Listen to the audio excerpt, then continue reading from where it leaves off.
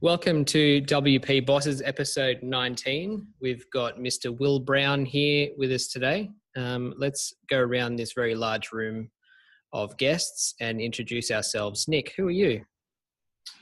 I'm Nick, and I have a digital agency called Positive Business Online, and we're located here in Mount Tamborine and somewhere in Queensland between the Gold Coast and Brisbane, and work from home, and all of my staff all work remotely as well. Nice. And Wil, who are you? I am Wil Brown, and I've got a company called 0 Point Development. So I just work from home as well, same as Nick. I've got a team of people I can call on if needed, but most often just work by myself. Little computer, type, and that's me happy. Very good. And I'm Roby, and I'm in a co-working space. We have modern technology at this space, as you can see. No, I don't use the phone. I'm just kidding. Yeah, but I'm excited to get to know Wil a little bit. I'm going to start off right out of the gate with the first question of Wil, where did you grow up? In a small town called Dumfries, which is right on the border between Scotland and England, just 22 miles over the border into the Scottish side. Yeah, and how long were you there? I was there for 19 years and went straight up to Edinburgh to university and never looked back. What did you study at university? Computer science. Figures. Yeah. You must be one of the very few people working in the WordPress space that actually has a qualification. I don't know about that. It's many moons ago. I still remember my very first class was data structures and algorithms. And when I graduated, the first job that I had was working for a company that used to develop the software for lifts, a company called Schindler. And Schindler's Lifts. Schindler's Lifts. It was a well-known joke. And one of my very first jobs I had to do is work out why some packet data wasn't getting across to the lift mechanics. And lo and behold, the first book that I used was Data Structures and Algorithms. So from my first year to my first job, it actually made sense. Wow, that fits. So university actually worked. It actually worked, yeah. You're the first person I've ever met that has actually used that degree. First ever book I bought, first ever class. Yeah, I used it. That was it, though. Then I just chucked it out. So why did you get out of working for lift software? That sounds amazing. It was riveting, literally. It's kind of weird. Of the lift being down, doesn't it? Yeah. So I'm fairly sure there's some lifts out there that got little smiley faces scrolling across them at some point in the firmware. But no, the very first job. So the company, it was a new start company, and they got a 5-year seed from Schindler because it used to be an R&D company. So we had 5-year seed money to start up, and they had a contract for 5 years doing all the lift mechanics. So while we slowly dwindled down from the support side, we slowly grew up into being like a startup company.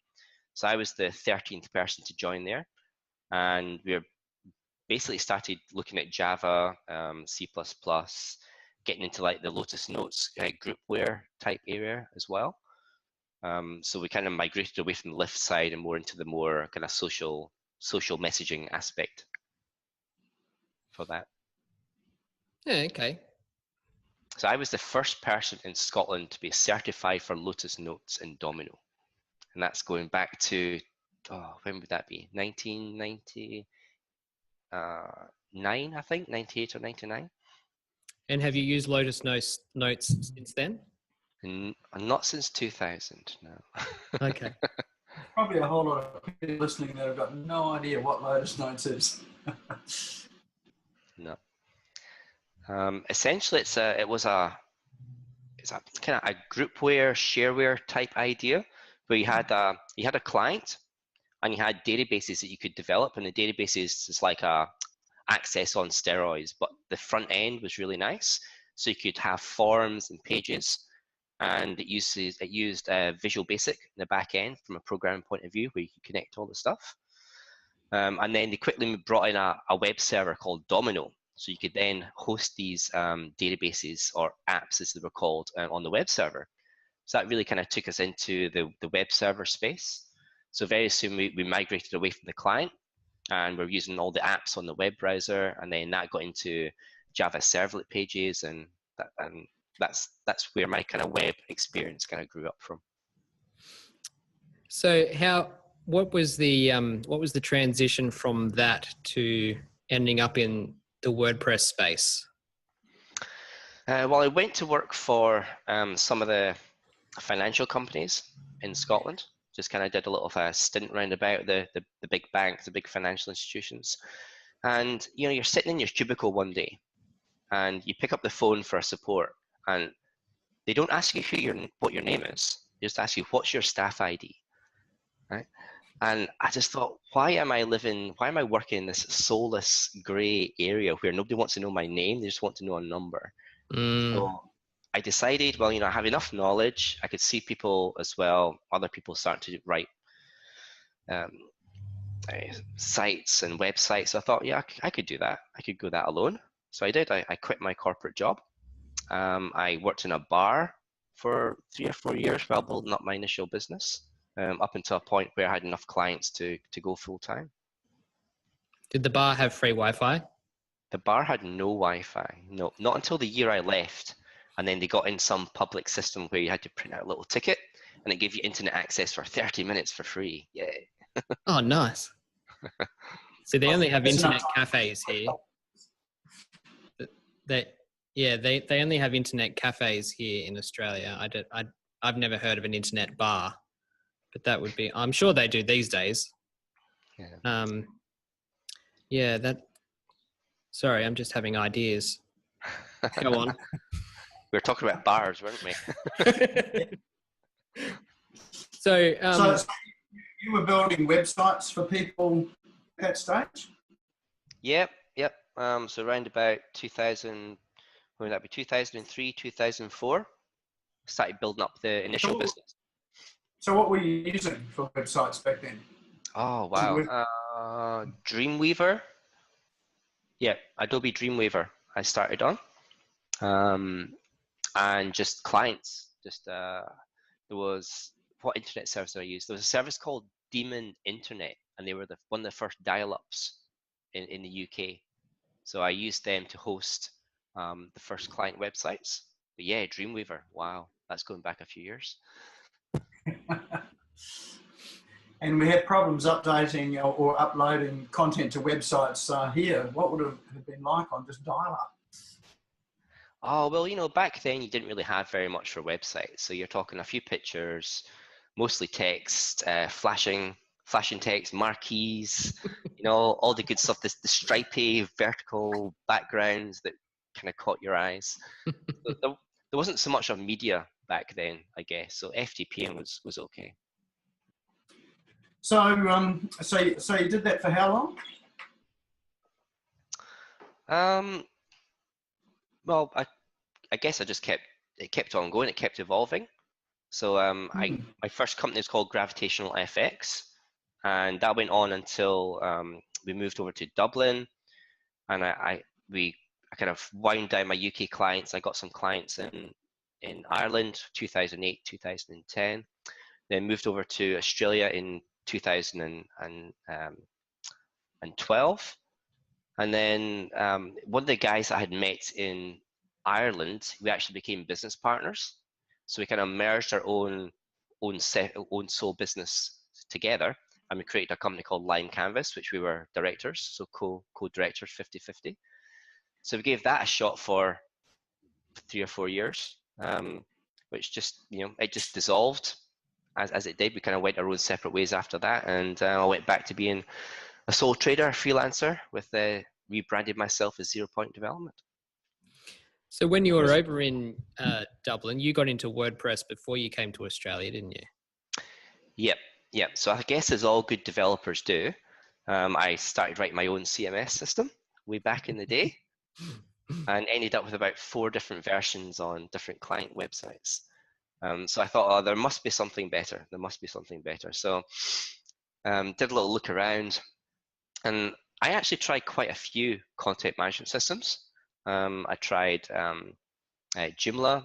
I didn't try Drupal. I tried Joomla, Expression Engine, Silver Stripe, I think was one from Denmark. New Zealand. Isn't Is it it New Zealand? New Zealand? Oh, it could be New Zealand. And WordPress as well. So I tried them all. I actually invested myself into Joomla initially, and I had a marketing company in Scotland who had magazines, industry magazines, printed magazines, and they wanted to have a website related to the printed magazine. So I did 4 websites in Joomla, which was okay. But then when it came to user training, I found it actually took me longer to train the people on how to use the Joomla websites than it took me to build the thing. Wow. Whereas the couple of sites I'd done on WordPress, the users just seemed to get it like that, you know. So I just decided to make the switch over to WordPress. I think that was 2008. Yeah, 2008, 2009. And you had a bit of a hand in starting up the WordPress Meetup in Dublin, didn't you? I did, yep. So just before I left Edinburgh, I went to a couple of meetups there. They had a WordPress Scotland. It was based in Edinburgh. So I went there and just met a few people. And then we moved over to Dublin. I thought, I need to get myself connected into the tech scene. So quickly went to Meetup, put in WordPress, nothing. It's like, what? It's a bit strange. So I paid my $60 due diligence, found a meetup space in a local bar, of course, invited a few people, and the very first meetup, we had about 60 people in the bar. Wow. Yeah, that was great. And that just went on for a couple of years, just being a pub-related meetup. And when I moved over here to Sydney, my then business partner, he had taken over the meetup, and it was going more formal, like one presentation a night type thing, rather than just a pub meetup. And I believe it's still going just now. And then when you came over to Sydney, how long of attending the Sydney meetup until you felt that you needed to be involved? That was meetup number 2. So the very first week we arrived in Sydney, I turned up to Fishburners in Sydney, and it was Peter Bowie and D Teal who were running it. So I was like, hi, I'm Will, I'm here, I'm a WordPress person. Yeah, so I was like, blah, blah, blah, blah, blah. And I think it was probably about a year, not even a year later, just things happened, and myself and Chris and Simons took over the monthly meetups. So it was, I pretty much badgered my way in from the start. And you're still doing it now, aren't you? Still doing it now, yeah, still going strong. That's where I first met you, was the Sydney meetup. In fact, that was the first? I might have been the second or third meetup that I'd been to. I'd been to one in Brisbane before, and I was going to Sydney. And I thought, I'll go to a meetup in Sydney. I can remember going down there and not being very familiar with meetup. It was full, so it was, all the spots were actually full, and I put myself on the waiting list. And I waited at a pub round the corner, so waiting, hoping that I was going to be let in. Someone wouldn't come, and I'd be let in, sort of thing. And I think I just turned up. I thought, I'll just walk down there and I'll turn up. And there it was, Fishburner. So that was the first time I met you, and I thought, this is all pretty cool. And I was quite new to the WordPress meetups, and it was a really good meetup. I remember it was on security, and and sort of a whole lot of people that now see around WordCamp and are now good friends. But I remember your face distinctly, because you were running it, and you looked like you were quite organised. Looked like. I usually stick out, especially in the winter, because I'm the only person who wears shorts and t-shirt during the winter here in Australia. So I think it was the very first, because at the end of the year we tried to do a social gathering. We tried to get some of the meetup groups, the Joomla, the PHP guys together, and just do a kind of Christmas party thing. And the very first year we tried to do that, we went to the party, and somebody was kind of waving at me like this for like so I went over and said, "You're the guy who always wears the shorts. You're that WordPress guy who always wears the shorts." I'm like, "Yeah, that's me." Didn't know my name, but I'm the person who wears the shorts. So there you go. Have you acclimatized now? No, not at all. No, look, still got my shorts on.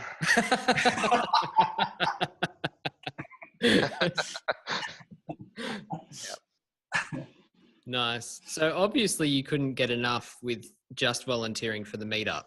So you decided to help out with WordCamps as well. How long or how much time does it take to organize an event such as WordCamp Sydney?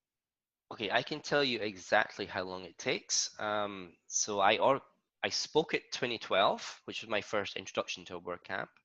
2014, I helped organize. 2014, 2016, I was lead organizer. This year, I've been treasurer and co-organizer. And I use my toggle this year to see how long it's actually going to take.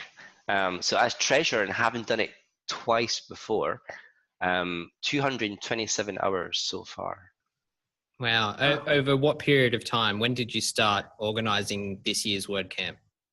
We started talking about it in November, and we maybe started organize it around about April. Okay.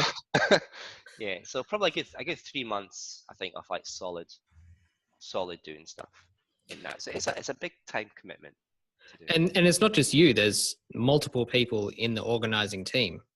Yeah, that's right. So we had 6 organizers this year, just spread about doing different tasks. We have people looking after the venue, people looking after the speakers, the money side, people looking after the sponsors as well, because it's all sponsor driven.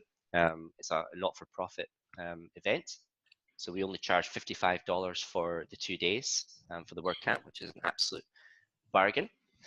Yes, so we've got lots of people looking after lots of different things, and yeah.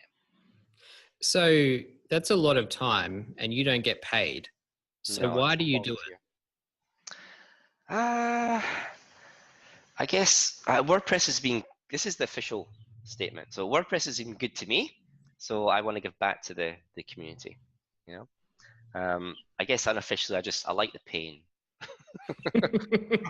Yeah. You've done it more than once, you keep coming back. I know. I don't know what that's all about. I thrive more on stressful environments. So when things are just ticking along, I get a bit bored. So I like the stress. I like all the different decisions that need to be made. That's where I kind of excel in those kind of situations. So 1 month, a few weeks out from WordCamp, when like it hits the fan, you're like, yeah, okay, this is good. This is me in my zone. I can attest to that. After WordCamp Sydney, I went back for a few drinks with Wil and a few of the other organizers. And after the first drink, they were already planning for next year or next WordCamp, whenever it's going to be. They were already planning dates and venues. So, yeah. Hardcore. This is sort of like a drug, isn't it? The WordCamp drug. It is, but the good thing about WordCamps is that because they're run by the organization in America, so automatic Workcamp Central, they put a policy in place to say, look, you can really only be lead organizer twice in a row, and then it's time to give the baton to somebody else. So that relieves a lot of pressure off you, especially if you're trying to run something regularly, because you can get into burnout if you thrive on that stress. It's good, but after a while, it can just get too much. The pressure to deliver and to succeed and not to fail can get too much. So it's good to be able just to hand that over to somebody else and let them run with the ball as well, which Kristen did this year. She was lead organizer. So how do you manage it with, because you're obviously running a business at the same time. So does that mean that you say to your clients, oh, look, forget it, I'm not working for the next 6 months, so after that I'll be back? Or how do you organise yourself around it all? I guess I'm in a bit of a sweet spot just now. So my full-time job at the moment is being a parent. So I'm a stay-at-home dad. I've got a little 3-year-old boy. So I've been looking after him for the past 3 years, which has been great. So I've wound my agency down over the past 3 years. I've just got a few clients just taking over on support plans and a bit of maintenance.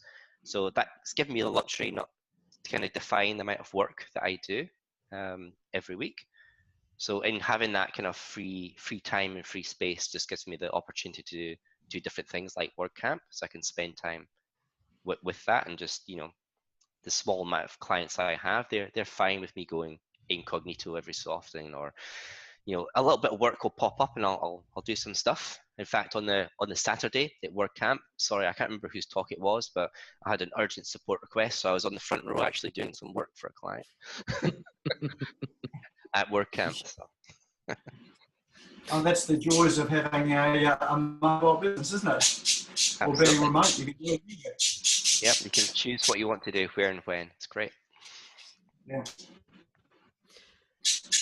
So outside of parenting and outside of work and outside of just organizing stressful events, what do you like to do in your other spare time, if you have other spare time? I don't have a lot of other spare time, to be honest. I am writing a couple of books. Oh, wow. So one on WordPress security and one on just general conference management. So I hope to get them done by the end of the year, maybe at the beginning of next year, and release those for sale. I'm into videography at the moment as well. So I've got a new 4K camera, and I've just been going out and taking some shots of things and just getting the feel for video and videography, and playing around with the video editing side of that. Because I do plan on maybe launching a video marketing agency early next year. Okay. A side business as well. Yeah, wow. Yeah. And just vegging out in front of the telly at night time. It's always good. Yep. Yeah. So at the moment, you're a stay-at-home dad, which is great. I'm a stay-at-home dad, but my kids are teenagers, so there's not much for me to do. So yeah, exactly. So if you're looking at Wil in 5 years' time, where would you see yourself? In 5 years' time? Yeah. Let's see. Well, my little boy is just starting kindy for 3 days a week now, so it's given me the time just to start to ramp up the agency a little bit. My kind of speciality over the past year has been fixing things that go wrong. So my sort of clients tend to be people who are in big trouble, and they've got WordPress as a component of the overall system. So I usually come in to troubleshoot that particular component and get them up and running again. So that's a particular niche that I'm probably going to be growing over the next couple of years. It's like an expert troubleshooter for larger corporate systems. So I'd like some to more enterprise sort of level. Yeah, large business enterprise. As long as they've got that kind of WordPress component that's mixed in with all their systems, that's the kind of niche area that I see myself going into in the next 2 or 3 years, and building up on that. And as well, the videography side as well. I'm really keen on that, and it links in with some of my hobbies as well. So I'm quite keen to monetize that and run that as like a separate business as well. And more kind of, I don't want to use the word passive income, but more of a kind of separate thing that runs itself apart from my WordPress and developer type stuff. So when you say runs itself, you're not necessarily working in it, or got it systemized to some sort of point? Yeah, more just overseeing, managing the direction. Let other people run with the day-to-day stuff on that. Oh, so being a business owner, not actually being the worker in your own business. Yeah, that's right. Yeah. Because that's often one of the challenges, I think, working in the WordPress space. Like, I know that WordPress has provided lots of people over the years with an income source that they would never have even had. So, I mean, I think that's probably one of the biggest things. Since around 2008, 2009, people were able to make money off this thing called WordPress. But the other side of it is, and certainly was the case with me as well, and it is to some extent still, is because there's so much to learn and there's so much to do, you can constantly just be sort of in WordPress and working in the business and so not really sort of outside of that and running a business. And you've had experience in, just working in it, you being the person, you've also had the experience of being a small agency as well too, with you're a business partner and running it. What, if you're giving any advice to someone that was, it's running a WordPress business now and is working in it, what sort of advice would you give them? I get asked that question quite a lot at the WordPress meetups, Nick, and it's a great question to ask. I think if anyone asked me that, the first thing I would say is probably watch Steph's WordCamp video, Hire Before You Drown. I think when you start off being a business owner, you tend to be a jack of all trades. You do everything. You do everything from the work itself, from the design, the development, the rollout, the training afterwards. But then you've got the accounts, the invoicing. So you try and do everything yourself, and you slowly start to impound. It's an implode. It's not a good place to be in. So I guess as a business owner, I've learned to identify where my strengths are, identify where my weaknesses are, and for my weaknesses is get somebody who has a strength in that to do that particular thing. Some people have problems with that, being like control freaks. I can be a bit of a control freak sometimes, so I want to have a finger in everything. But I think you just need to let that go and just say, somebody else can do a better job than I can at this, so pay them to do that. And I think one of the things that Steph said during the talk really resonated with me. If you are going to hire staff, and I 100% agree with her, hire people full-time. So when we were working with the agency line Canvas, so when I was a director, we got in a few staff and we hired them piecemeal, part-time, and tried to get them to do little jobs, mostly from the Philippines. And the guys were great, absolutely great. But then maybe after a couple of months, they'd be a little bit late, or stuff wouldn't be done to a particular quality.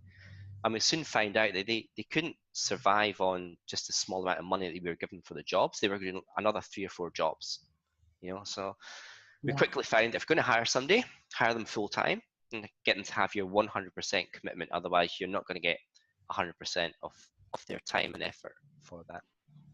So could you fill up all the time, or did you find that you're giving them some tasks and then there was a gap of time you had to find work for them to do, or did you find you just managed to keep them busy the whole time? We kept them busy all the time. We've always got internal jobs that we want to do. There's little portfolios that we want to build. There's microsites as well that we wanted to try and branch out on stuff. You'll know yourselves with WordPress, it's a continually evolving thing. So there's always different areas that you need to look into, things like Gutenberg or the REST API, just things that you always want to keep your fingers in. So it's good to keep the contractors and the people that you hire, give them little side jobs, side projects, so they can skill up as well. So that when you try and get clients, you can be at that cutting edge and say, oh yeah, we have skills in doing that, doing this. Here's a little project that we put together to showcase our examples. So there's always things that you can keep the employees busy with. So did you have sort of like some of these side jobs that you had, like these are things that they could go to if they had nothing, so they just automatically did that. So they finished their workload for today, they had another 4 hours, then they knew that they had 2 or 3 other things that were ongoing. They weren't urgent, but they could just delve into it. Yeah, things that they could do on the side. So obviously client work comes first because that's where the money is. But we always said to them, look, don't, unless it was like a really major deadline, we always say to them, look, don't spend 100% of your week working on this. Take an hour out, take a couple of hours out and work on the side project as well, just to get them a little bit refreshed. Otherwise, they kind of get tunnel vision doing the same thing all the time. So it's nice to have something different there as well that you can give your staff to work on. That's not under the pressure of having to do things and getting it all done on time and so it's good to let them let them be creative as well. Yeah. So how did you manage them? Like being overseas, did you ever visit the Philippines or, Mostly Philippine, yeah. how did you ensure that you got the productivity and the quality out of them? Slack was probably one of the biggest winners for us. Slack came in pretty late to the game when we were in the Lime Canvas agency, but I use it now for all my contractors. So that's great to have a specific channel so we can just chat to people, keep in contact with that. But I do quite like to do one-on-ones as well. Get on the webcam, chat to people, talk to them, in person rather than just online. Because there's a lot of emotions that you can see on somebody's face that you can't necessarily see on a Slack channel. If you can see if somebody's really stressed out, or if they're worried or anxious about something when you chat to them over the webcam, which really doesn't come across in email or Slack or IMs or things like that. So I think having one-to-one catch-ups is always quite important, and we try and do that. But as far as managing time-wise, when we take on staff, it's very much you work my hours. So it doesn't matter where you are, you work 9 to 5 in Sydney time. That's when you are available. So were you doing that in Dublin? You're hiring from the Philippines in Dublin as well? Yeah, that's right. So my business partner had a bad time with that because it was a big time difference. So I was sweet because I only had a few hours difference, so that was great for me. But on the flip side, we did have Irish clients, so I would need to be online at like 2-3 o'clock in the morning. But that's no problem for me because I've always been a bit of a night owl. A night owl or an early riser? Not an early riser, a night owl. Not an early. I'm an early riser now, but not by choice. Daddy, get up. I've only just gone to bed. Yeah, exactly. I went to bed 2 hours ago. What's morning? While we're still on the subject of hiring offshore, what type of employee would you say was the most beneficial to you? Was it a junior developer, a senior developer, designer, project manager, VA? VA, definitely VA, just for all the different things you need to do in the business. So having a VA that could do invoicing, could talk to clients, could look at where the projects were at. If there's a rollout, they could go through, the rollout checkout list. So as long as you've got processes in place, hire a VA and get them to do that stuff. It gives you so much time back. But from the technical point of view, for me, it would be designers. My strength is development, so PHP, back-end type stuff, APIs, that sort of things. Design and probably front-end UI is not my thing. So it's good to have somebody that's strong in that particular component, especially up front in projects when you get the design and requirements phase. And any negatives or gotchas when hiring overseas? Or hiring in general? I think hiring in general, it's got to be done in person. You can't rely on email or Slack chats or things. You've got to really talk to the person one-on-one. I think you've got to try and get into their personality as well. I try not to give them just purely technical questions. I like to ask them a lot of personal questions as well. Like what do they do for fun, and where do they see themselves being in 3 or 4 years, and do they keep in contact with their family, and how many friends, what do they do on a Friday night, that sort of thing. Just to kind of gauge their personality, because I think personality is key, especially when you're hiring creative people as well. I guess for staff that you've already hired, when you start to find that people aren't checking in on time or the quality suffers, that's like a red flag that needs to be addressed immediately. If you let that stuff slip, you get yourself into a bad area. People kind of disappear and work doesn't get done. But then if you're only paying 30 cents an hour, that's not a problem, is it? I guess it's not in the big scheme of things. but for them it is, you know, the amount that we would always pay our people top notch, so like the top level that they could get elsewhere, just to keep them on board, and make sure that they feel as if they're getting a good deal. You know, we don't want people, as I say, going off and finding 2 or 3 different jobs. So I would rather pay somebody a decent wage in comparison to what they're getting in their country than, you know, peanuts and have them freelance out to 2 or 3 other people. Mm-hmm. So just to segue, or not, let's go to a different topic altogether. One of the big buzzwords around the WordPress environment at the moment is Gutenberg. And I had, well, I got my start over the phone. I said to my project manager over there, I said, so what do you think of Gutenberg? How are you finding that? And he said, what's that? What's that? So I said, oh, you might want to know about this. It's coming out sort of probably later on this month here, and sent him a few links. And so he read up on it, and he's now training his, the people in his environment on sort of Gutenberg there. But from your perspective there, how do you see Gutenberg? Not from the perspective of WordPress, but from the perspective of how it's going to be received by clients and by people that may not know too much about it, but they're going to sort of find themselves actually having to use it. Yeah, yeah, great questions. I think the last question first. So people who just end up using it because it's in WordPress 5, I think in a year's time, there's not going to be an issue. I think people will just be using Gutenberg. It is a better editor. It's better flexibility. It's faster. It's more flexible. So yeah, this time next year, people will just be using Gutenberg, and there won't be all this big furor about it at the moment. I think people who are transitioning from Classic to Gutenberg, it is a bit of a difference. And I think some of the early, well, they called it early betas. They automatically called it early betas. I disagree with the word beta. I think they were early alphas.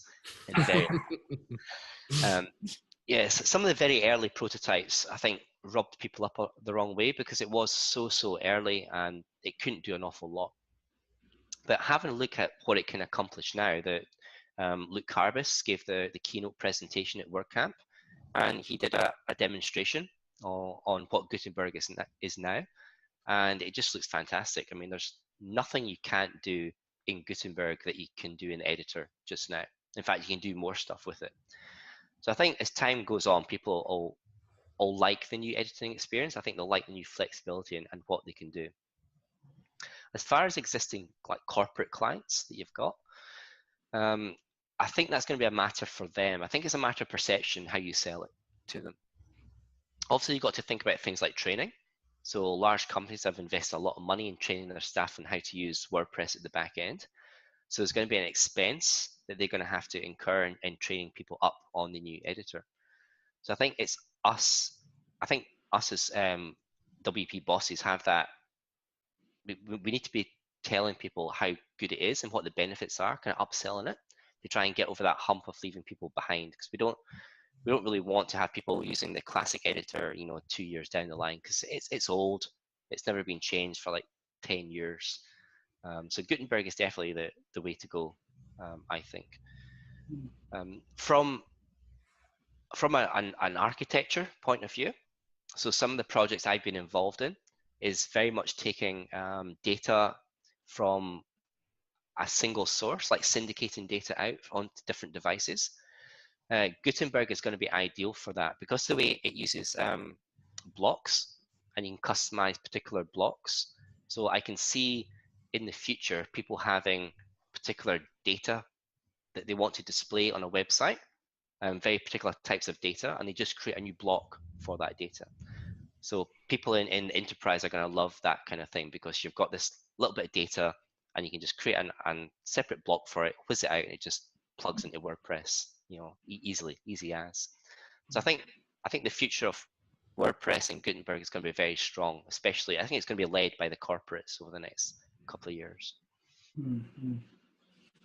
And if you think about, I mean, when you started out with WordPress, what, 2008, 2009? Yeah, yeah. And think about people coming into the WordPress space now. How different an experience is it having Gutenberg to start with, as opposed to having what we had back in 2008, 2009? I think it's great because Gutenberg, it allows people to define their content a lot more. So when you're thinking about what you want on a page, if you're doing like a blog post, you've got like an image, you've got maybe a bit of text, and maybe you want to have a quote for somebody. With Gutenberg, all you do is you choose those types of blocks and you build your content up the same way as you kind of visualize it. Whereas in WordPress now and then, what we call the classic editor, that's what they're calling it now, all you get is like a box. That's it. You know, a title and a box. And you're like, well, what do I do? What do I put in the box? You've got all these little buttons on the side that you can change fonts and things. But you know, what do I put in this big scary blocks with this cursor flashing at me? I don't know. So I think Gutenberg, from a point of view, is helping people build up the content because there's these content types there that they can drag across. Does that answer your question? Yeah, it does. I remember when I started learning WordPress, and it was I had to learn a whole lot of stuff. I had learned HTML back in the early days. I really didn't know much about CSS, so it was a steep learning curve for me to learn CSS. In fact, I remember the first bit of CSS code that I learnt was how to change a colour on a website, just by putting some numbers and some letters together. And for me, that was just one of those magical moments where I felt like I had the power of God in my hand. It was like, you feel like a wizard, don't you? That's it. But, and, you know, to some extent today, I sort of think, well, you know, the way that WordPress and the web is developed, where it's pretty much drag and drop, and, you know, select colour, use a colour picker, and you pick your colour. And I'm sort of thinking, I'm in two minds. I sort of think, you know, there's some real wow experiences when you're learning PHP and you're learning sort of CSS and HTML you know, at its core. Having said that, there's a lot of frustration that goes with that as well too, thinking, you know, I'm never going to get this. Versus today, when you've got, you know, the likes of the page builders, you've got Gutenberg, you've got WordPress, which is, you know, from my perspective, it's a really easy thing today. Yep. And for someone getting into the industry, I sort of, well, this is a really easy start, but you just haven't got those first principles, I guess, of really learning how to develop. So I sort of asked the question and to wonder if, by having this ease of development now, or which is really some like front-end editor stuff, how is that going to affect the industry and I guess the competency of people to be able to solve deep problems if you know, if they're only working in this visual environment as opposed to sort of the back-end environment? You're probably going to find a split, I think, and we find this at the WordPress meetups as well. You'll get people who are very front end orientated, so they're, you know, they love doing the visual stuff, you know, putting together the content, making it look nice, and then you'll get like the probably the fewer people that like to make that happen in the background. You know, like to connect all the data and get the data to where it's meant to go. I think that the drag and drop stuff is great, and I think it's fantastic for clients. It really allows them to express themselves.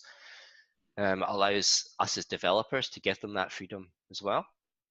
But I think you're always going to need the back end people to glue all the bits together.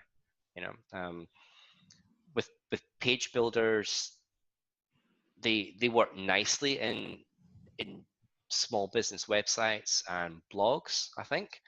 But when you start going into like the larger businesses, the people who are using WordPress as applications or application centric, page builders aren't going to fit necessarily for the particular type of content that they want to do.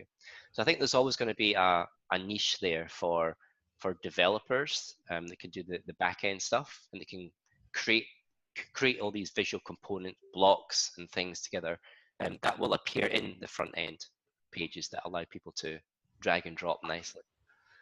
Yeah, so I think the page builders are definitely driving. They're driving the industry forward, because people are wanting the demand, the ease of use of that, and that's great. I don't think we would have Gutenberg if it wasn't for page builders like Beaver and Elementor and websites such as Wix and Medium. I think WordPress would still have the classic editor with the big box and the flashing cursor.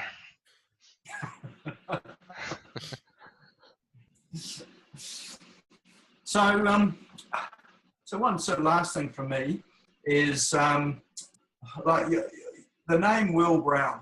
That's sort of synonymous with WordPress in Sydney. In fact, it's probably synonymous with WordPress a lot wider than that, because you've been one of the people that have been pivotal and central in organising a lot of WordPress stuff around the Sydney area. What do you think your legacy is? You know, sort of that you contribute to WordPress and that you leave WordPress with. Sounds like you're going to die, but no, that's not what I'm about. He loved WordPress. He died.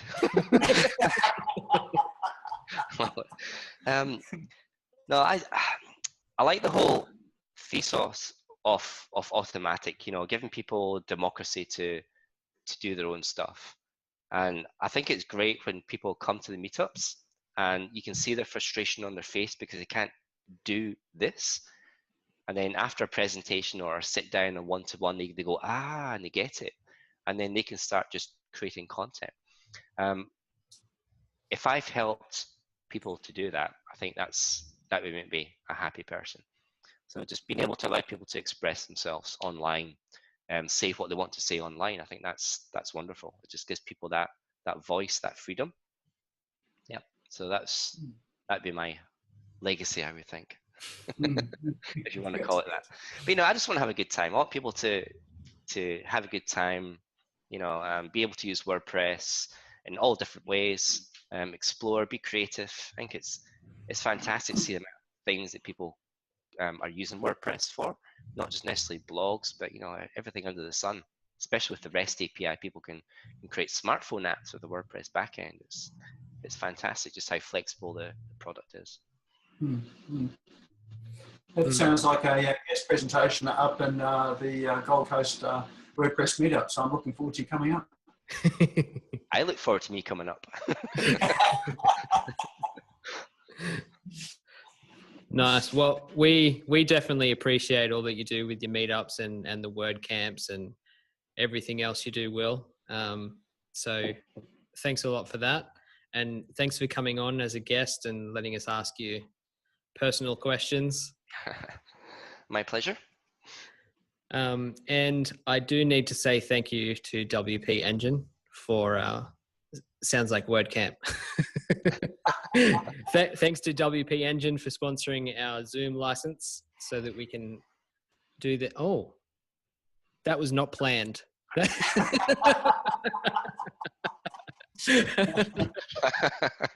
I did not organize that. Actually, probably no one saw that because Wil wasn't speaking at the time, and we've got screen view. So stand up again, Wil, and make a noise. Oh, that's my WP Elevation T-shirt from WordCamp Sydney. WP Engine. WP Engine T-shirt. Yeah, we've got lots of WP Engine stuff. Look, there you go. There's one of the little camera slides. Yeah. Let's see, what else have I got here? No, you don't want to show that. Yep, that's all I've got here just now. No, that's good. Thanks for doing. Like WP Elevation sponsoring now, since you gave them a sponsorship spot. Yeah, come on, Troy. Come on, Troy. Dosh out some money. All right. Well, yeah. Thank you very much, and I'll see you again soon. Yep. Hopefully, see you in Brisbane. Yeah. Oh, good sponsor spot. Yeah, WordCamp Brisbane happening in October this year. Be there. Go there. Be there or be square. Meet Wil. All good. Come along, go to the party. I mean, $55 just for a party. That's cheap, cheaper than anywhere else. Absolutely. All right. See ya. Okay, thanks guys. Bye. Okay,